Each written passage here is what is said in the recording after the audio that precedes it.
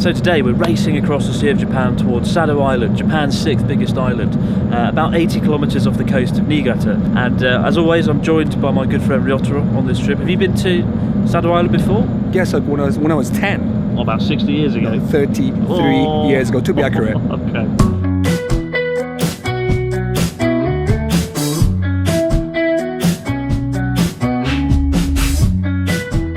It might be 80 kilometres away into the Sea of Japan, but Sado Island has played an important role in Japanese history, as both a place of exile and Japan's primary source of gold.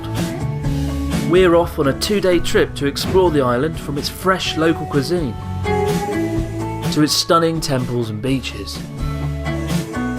But our first stop is the gold mine that once drove the island's economy and funded the Japanese government for several centuries. A gold mine which today is inhabited by dozens of terrifying robots from the future. In Tokyo you can go to a robot restaurant, but in Sado you can go to a robot mine. We're the only ones down here because it's off-peak season, there's not many people around. But there are hundreds of robots working their way through the mine, hammering away, and it's impressive, but it's also a little bit creepy. Because they're made so well that they're almost lifelike. Well, this guy here, his timbering. Timbering, but he's missing. He's not doing a very good job, is he? No, he's missing, right? Guy. He's smiling, but he's missing. I would have him fired. No two ways about it. Look at him. As well as being genuinely terrifying, the robots help to put the grim reality of life in the mine into perspective. Open from 1601 to 1989, 78 tonnes of gold and 2,300 tonnes of silver were successfully mined during its 388 years of operation. There's around 400 kilometres of tunnels at the gold mine, and it's even led to one of Sado Island's most iconic sites. The mountain above the mine has had the centre visibly excavated over the centuries to look like Pac-Man's mouth. But looking at the terraformed mountain really helps you to appreciate the mining operation's sense of scale. Having visited the mine, we decided to go panning for some gold of our own, and the power-hungry Ryotaro didn't waste any time trying to unearth some newfound wealth. Try to make the gold sink to the bottom. You're trying really hard. Yes! Only took you 25 minutes. How many? 3. Didn't you hear me? 3. How are you going to spend your newfound wealth? Big Mac. There wasn't even any deliberation. You remind me a bit of Gollum when he found the ring. The sort of way you're looking at that gold.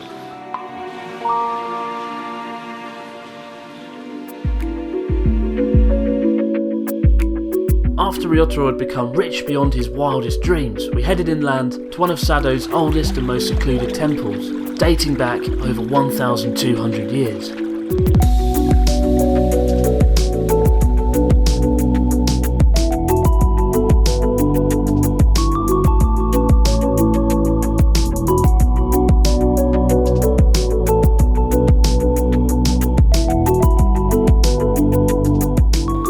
Like a poor man's emperor. If you were emperor, what would you be called? Ryohito. Ryohito. Man of the people. What would you call yourself if you're a king? Chris the Third. Chris the Third? Christopher the Third. Chris the First, wouldn't it? Christopher the Third. So why does this place look so much like Kiyomizu, Dera, in Kyoto? There was a monk, the year 808. Actually, this guy actually came over here and met the people who got exiled, and also the normal local people. They realized that it must be very hard for them to travel all the way to Kyoto, because I mean, back in those days, I mean, it took weeks. Well, we didn't have buses, right? did we? No. Exactly. So what they did was they actually built the smaller version of a Kiyomizu Temple. Ah, if you can't join them, beat them. Exactly. Build your own temple. Exactly. Just build it. It's a faithful replica, though. It is. Albeit a lot quieter than Kiyomizu Dera. The one in Kyoto, because I mean, there's got like millions of tourists, but here it's like I don't really find anyone other than us. Yeah, it's nice to be at a temple and not have the sound of iPhone camera shutters going off every 5 seconds. Sado is also home to Niigata Prefecture's only 5-storey pagoda, which took 2 generations of carpenters 30 years to craft and construct. And once again, we've got the whole place to ourselves.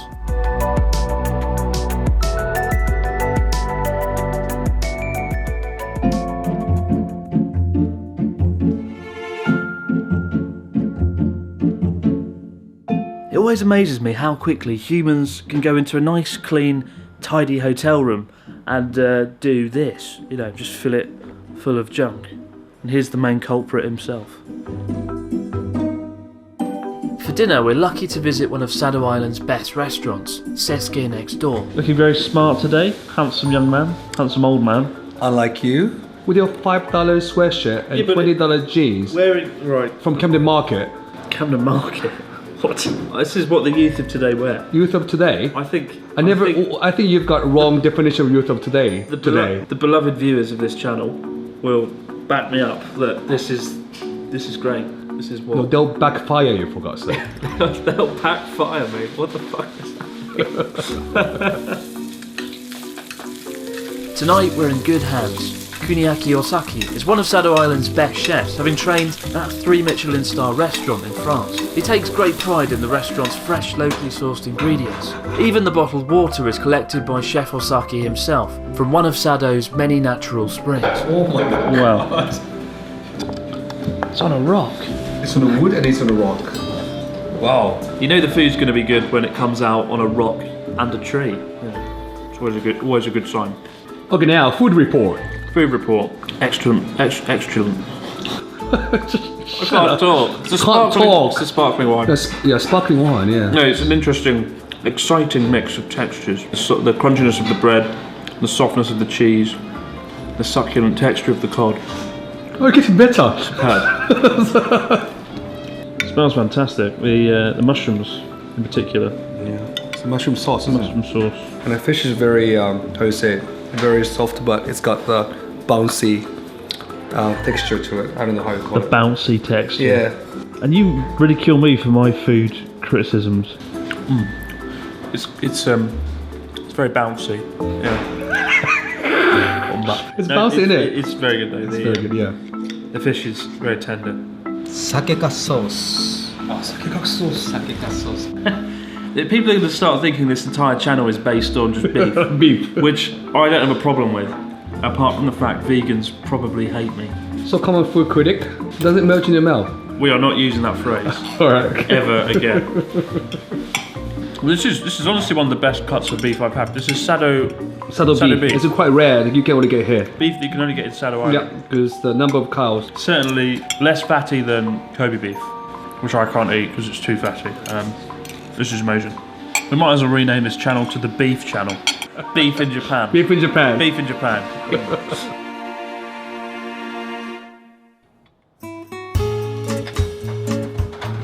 Cheese, salmon, butter, citrus fruit, potato, salad and ham. Ham. Pretty exquisite little breakfast. Now we're talking. Eggs and bacon. The only thing that's missing now, sausages. Nice big British pork sausages. That would downgrade the whole thing, you know what I mean? Downgrade the whole Yeah. thing? What do you want about? Oh, I mean, with the German sausages, that would be perfect. Ask Ge- Germans, ask Germans. Please, German people, just comment, please. British sausages are better. There can be no debate. British. You don't hear anything. I'm not against German sausages, but British sausages, the pork, it's better quality. Have you lived in the UK? Bloody 4 years. Have you lived in Germany? Yeah, bloody 2.5 years. Shit. So I can seriously compare. So you're an expert. Exactly. And unfortunately, I prefer German sausages. Why? Because that Nah, tastes you're just trying to annoy me. You're just trying to wind me up. Shut up and eat your luxurious premium breakfast. When you leave a Japanese hotel, a lot of the staff come out the front and do this. So it's great, a bit awkward, but very nice. Arigasamasu. Arigatou gozaimashita. Yeah. Thank you. Yeah. Very nice staff. Yeah. Look at them, and then they'll stand there waving until the car is out of sight. One time we drove down the road for like a kilometre and they were still just standing there waving in the distance.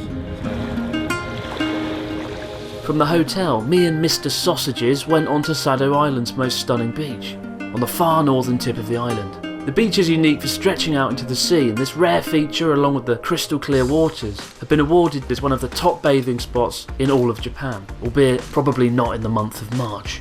It's got a bit of an edge of the world vibe going on. Maybe it's the cool sharp rocks jutting out into the sea, or maybe it's the fact we're on a beach that has the sea either side of it. It's quite bizarre. Michelin Star Beach. Green Star Beach. Michelin Green Star Beach. That's nice. It'd be a great barbecue spot. It's a Michelin 2-star beach. You can't really do the barbecue. We can. What do you mean you can? I'm having my barbecue here. Barbecue. You can't do that, especially burgers and sausages. You can't especially do that because when you're because you got to grill the whole like bloody British sausages. That's like inferior to like German sausages. You're always looking for a fight. He's always looking for a fight, isn't he? Oh, what would you rather have, this or this? British sausages on this beach. Bring them to Sado. Sit on the beach. Enjoy the beach. British sausages frolic in the clear Sado waters. just simply do not match. Sado is a great little island getaway for those looking for a weekend away from the city. Best enjoyed outside of the winter months, it's pretty easy to reach with just a 2-hour bullet train ride from Tokyo Station to Niigata, followed by an hour-long boat ride across the Sea of Japan. For more information on the places we visited, you can find all the details in the description box below. You know, Sado surprised me. It's a pretty nice little island. For me, the highlight though had to be the robot army of miners who will inevitably take over the world. How about you? And my highlight would be exchanging this with 3 Big Macs. 3 Big Macs. Yeah, and I'm pretty sure it's worth it. A little bit ambitious. No. I'm talking reality here. I'm talking reality. All right. Good luck with that. Thanks. Oh, what a muppet.